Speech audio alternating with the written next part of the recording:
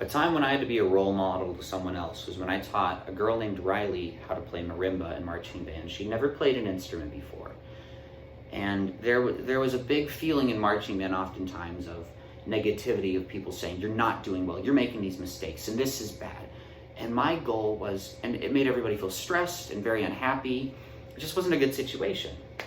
So my goal, I got to teach Riley my way. So I decided to be very patient, break things up into increments. When she made mistakes, I fixed them, but I wasn't mad with her.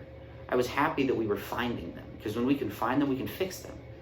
And anytime she learned how to play a certain section correctly, I said, good job, you've done really well. My goal was to make her feel confident, to make her feel excited in reaching that end goal of being able to play our parts correctly. And she became very good that semester. And even after graduating high school, I'll come back to football games and I'll see her teaching other people the way that I taught her. I imprinted on her, and she imprinted on other people that way of positive reinforcement, and just listening to them and being kind. I'd want to treat my residents the same way, by listening to them, listening to their problems, listening to what they need, and even if I don't know the right answer, pointing them in the right direction.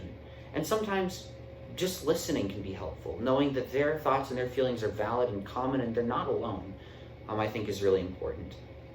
And I don't want to be angry or rude toward residents that make mistakes or break the rules. Obviously, I don't want them to fear me. I don't want them to ever think of me as someone that doesn't like them.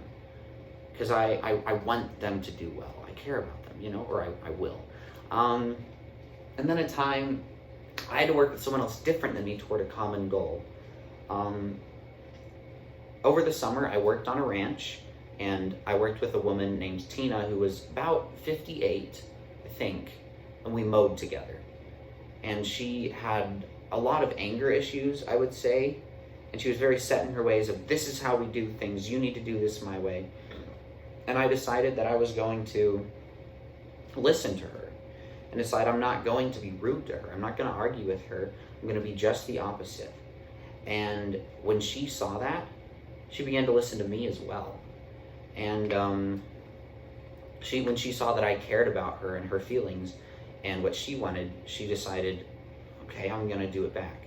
So that's kind of how I'd want to go about treating my residents, is show them that I listen to them and I care, and hopefully they'll appreciate that, and they'll want to abide by the rules and understand their purpose, because they'll trust me and what I want for them.